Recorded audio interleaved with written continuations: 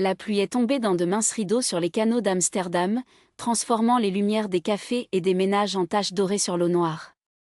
C'était en novembre, et l'air sentait les épices, le nouveau stroopwafel et la fumée des cigares qui se sont échappés des portes entravées des cafés bruns. Au milieu de ce dédale de ponts et de vélos, une grande femme aux cheveux noirs et aux yeux si verts qu'ils semblaient absorber la lumière, marchait avec des marches fermes par Nieuw Spiegelstraat. Son nom était Elara Vos, et elle était suivie. Ce n'était pas la première fois. Au cours des 3 dernières semaines, depuis que son article sur la corruption dans le gouvernement néerlandais avait été publié dans de Volkskrant, Elara avait ressenti le poids des yeux sur le dos, le bruissement des marches qui s'arrêtaient lorsqu'elle s'est tournée. Cette fois, cependant, ce n'était pas un curieux journaliste ou un politicien ennuyé. Cette fois, c'était une véritable menace. Elle est entrée dans le café de Jaran, un endroit où les murs étaient couverts de livres et les tables en bois variaient sous des tasses de café lourdes. Il était assis dans le coin, de retour au mur, comme il l'a toujours fait. Le téléphone portable a vibré dans votre poche. Un message anonyme, vous n'auriez pas dû les déplacer. Elara enroula ses dents. Ce n'était pas peur, mais ce n'était pas stupide non plus. J'avais besoin d'aide. Voilà comment, le lendemain, elle s'est retrouvée devant un bureau discret à Jordan, avec une assiette en laiton qui n'a dit que Van Dijk Safety. À l'intérieur, l'air sentait le café turc et le vieux papier. Derrière une table en chêne, une femme à la peau foncée, des bras musclés croisés sur un pull gris, elle a regardé Elara avec un regard si pénétrant qu'elle avait l'impression d'être démantelée par morceaux. « Êtes-vous Van Dijk ?»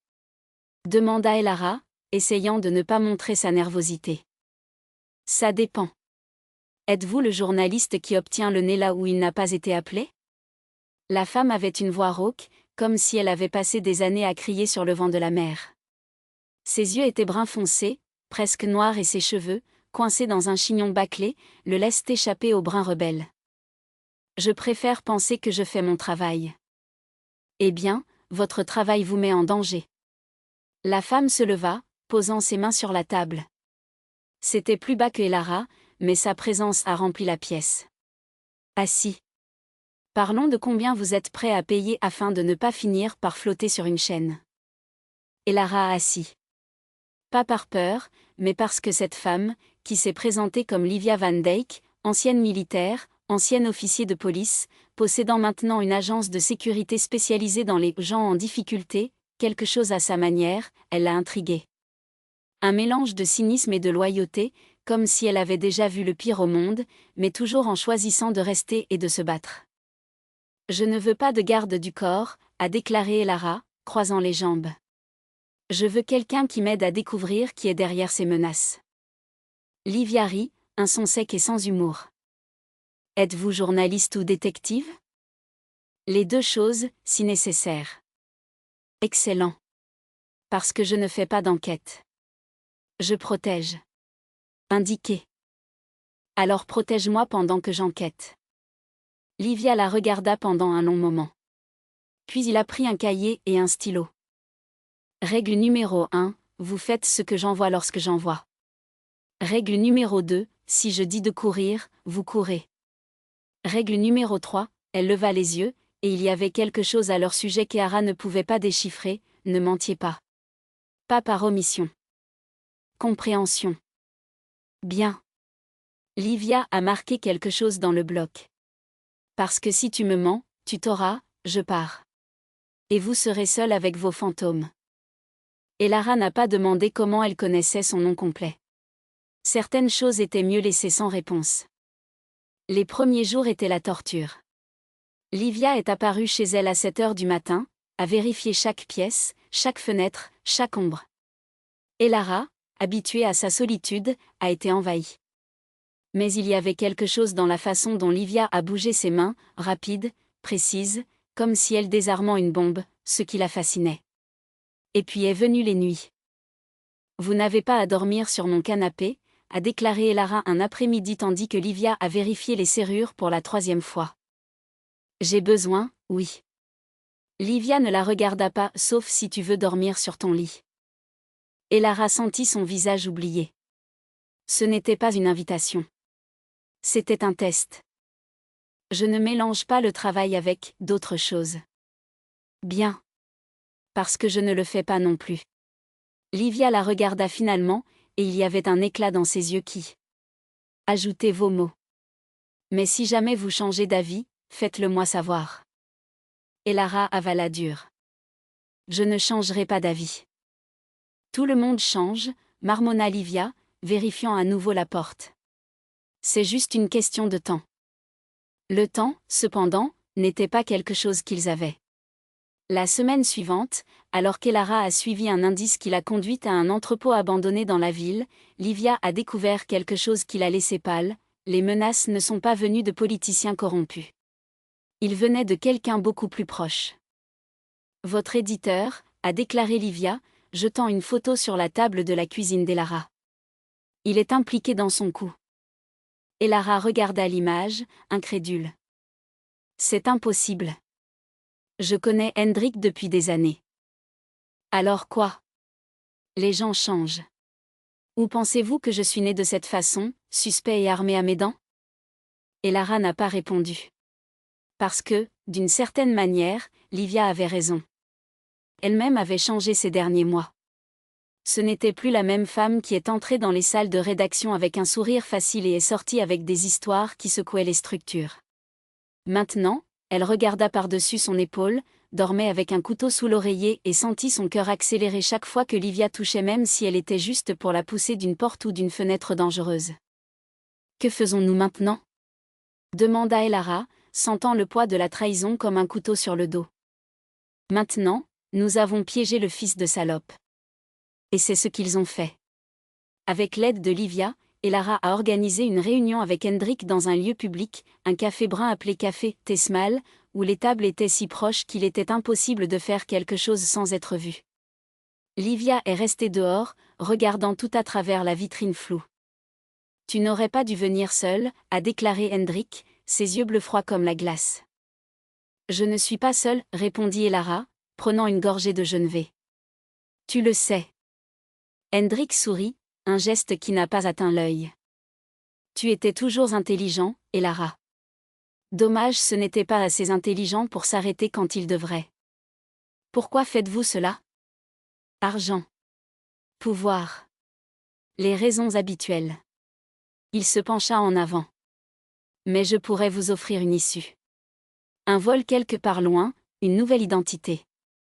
Vous disparaissez et j'oublie que vous existez. Elara rit, un son amer. Vous me sous-estimez, Hendrik. Toujours sous-estimé.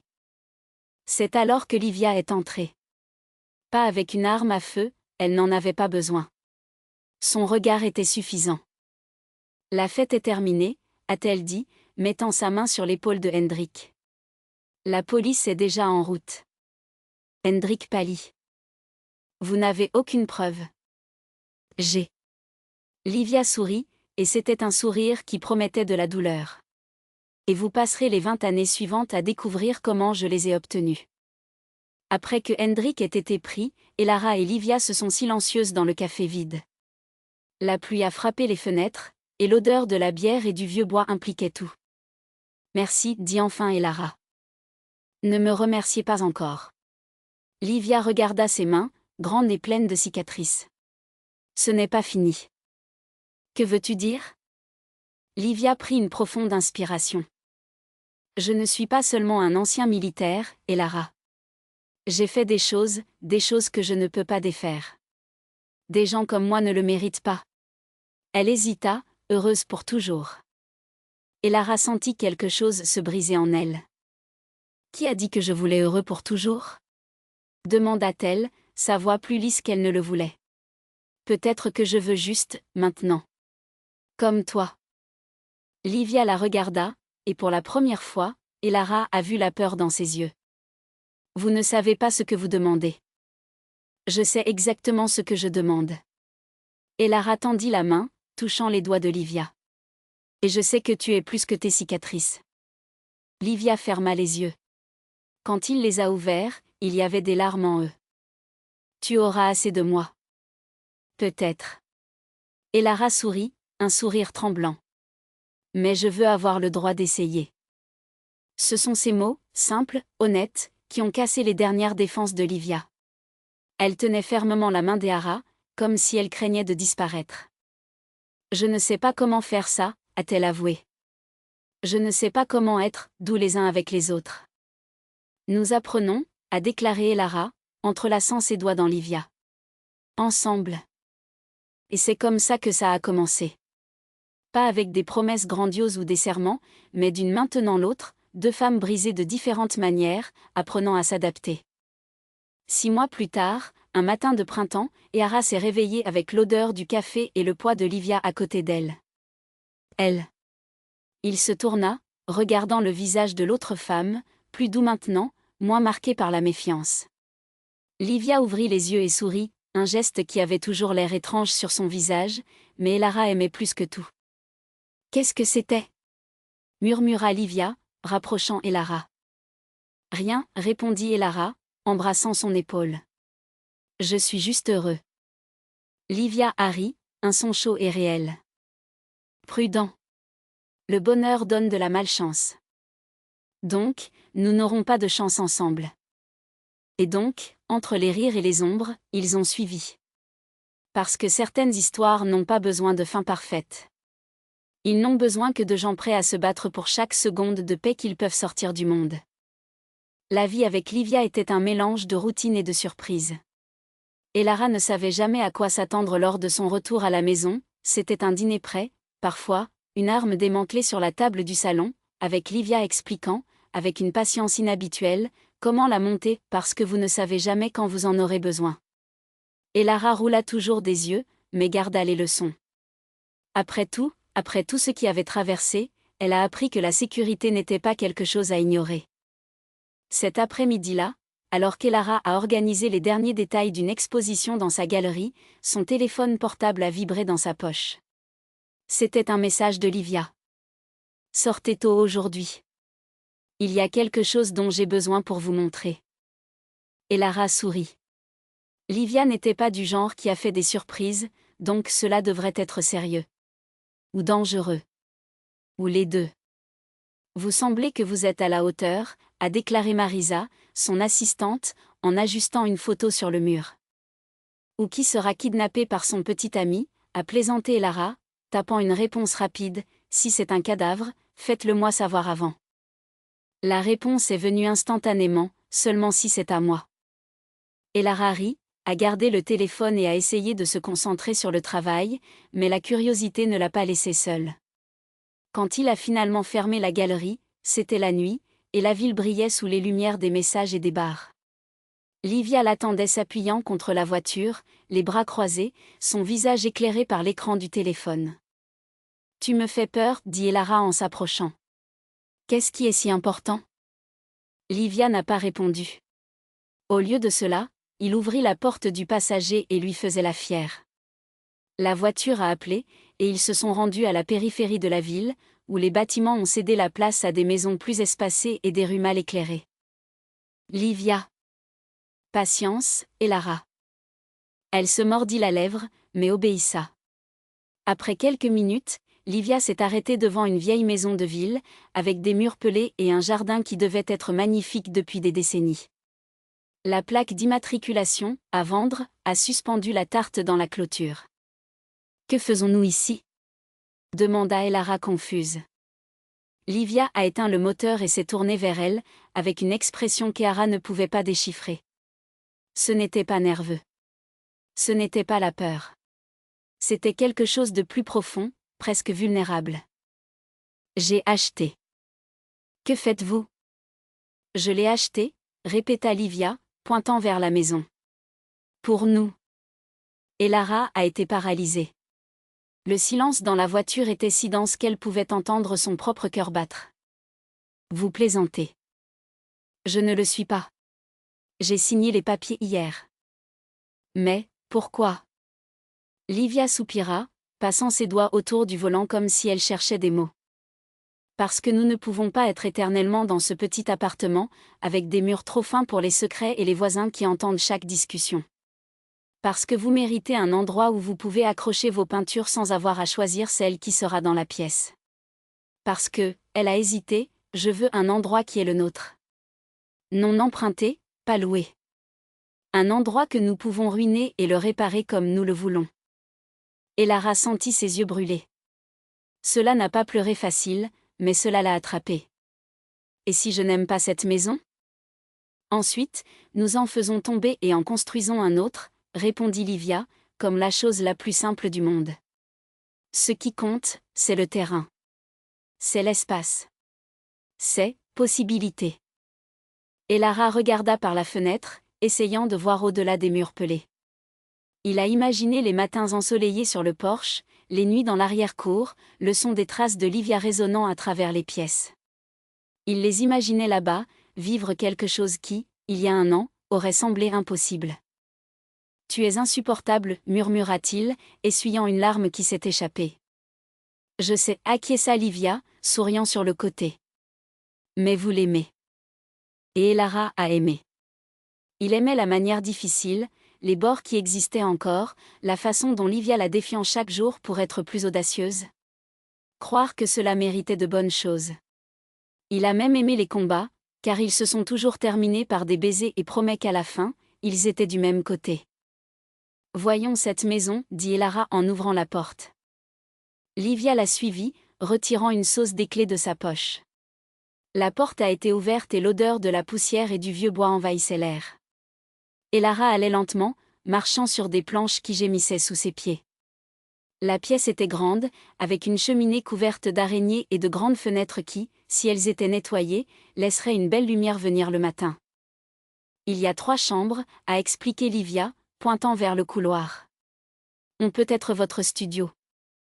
L'autre, si un jour nous en avons besoin, elle s'est arrêtée, comme si elle avait trop parlé. Elara la regarda. Quoi? Rien. Il oublie. Mais Elara n'a pas oublié. Elle connaissait ce ton de voix, la façon dont Livia détourna les yeux quand quelque chose la rendait peu sûre. Et pour la première fois, il a compris ce que cette maison représentait réellement. Il ne s'agissait pas seulement des murs et des toits. C'était une question d'avenir. Il s'agissait de la possibilité qu'ils pourraient peut-être avoir quelque chose de plus que des secondes volées au monde. Peut-être pourraient-ils avoir des années. Peut-être même une famille. Elara tenait le visage de Livia dans ses mains et l'embrassa lentement, comme si elle voulait enregistrer ce moment en sa mémoire. « Tu es un romantique déguisé en art », murmura-t-il contre ses lèvres. « Soyez prudent », a averti Livia, mais son sourire a ruiné l'effet. Romantique donne de la malchance. Nous allons donc malchanceux ensemble, répéta Elara, comme un serment. Et pour la première fois, la maison ne semblait pas abandonnée. Cela ressemblait à une maison. La pluie a commencé à tomber à l'extérieur, un doux bruit de gouttes en frappant les carreaux et les feuilles séchées qui résidaient toujours dans le jardin.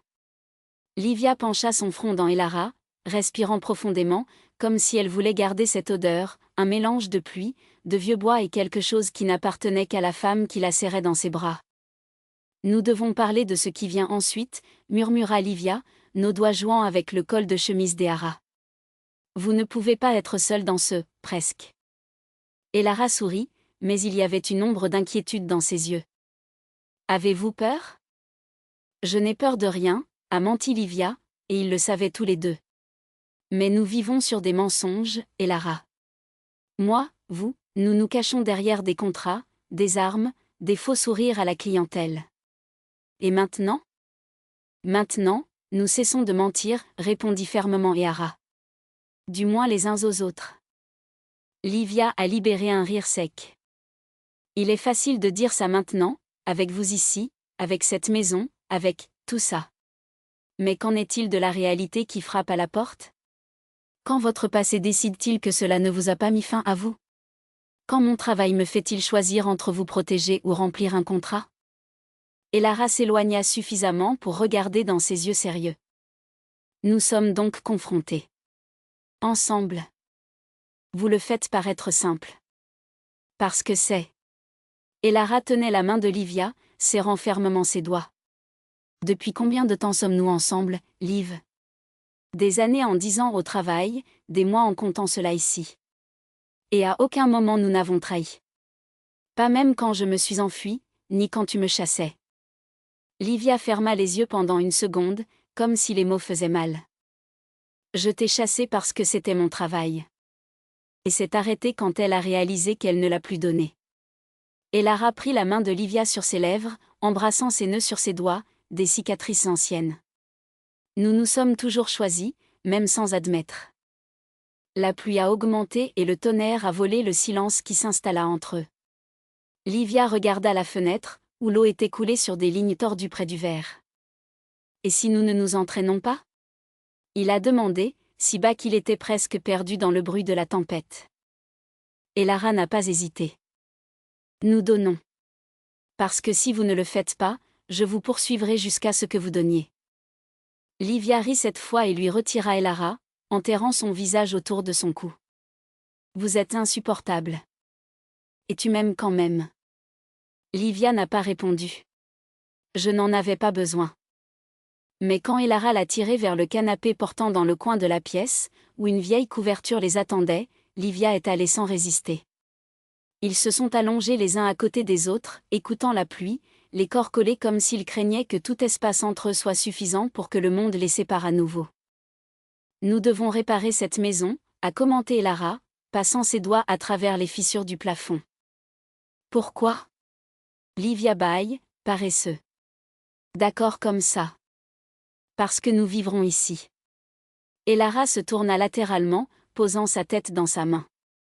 Je veux que ce soit le nôtre. En vérité. Livia la regarda et pour la première fois, il n'y avait pas de sarcasme dans sa voix. Êtes-vous sérieux ? Je parle de rideaux, Liv, rideaux et plats assortis. Et un lit qui ne va pas à chaque fois que nous. Je l'ai compris, l'interrompit Livia en riant. C'est bon. Nous le réparons. Elara sourit, heureuse et nichait plus près, son corps chaud contre Livia. Et nous avons besoin d'un chien. Quoi ? Un chien. Grand. Cela aboie pour les étrangers. Livia arqua un sourcil. Voulez-vous un chien de garde ou un enfant ? Les deux. Elara embrassa son épaule. Nous pouvons avoir les deux. Livia n'a pas répondu. Mais quand Elara s'est endormie, épuisée, elle a été éveillée pendant quelques minutes de plus, écoutant le souffle silencieux de la femme à côté d'elle et le son de la pluie là-bas. Pour la première fois depuis des années, il n'a pas ressenti le besoin de planifier un itinéraire d'évasion.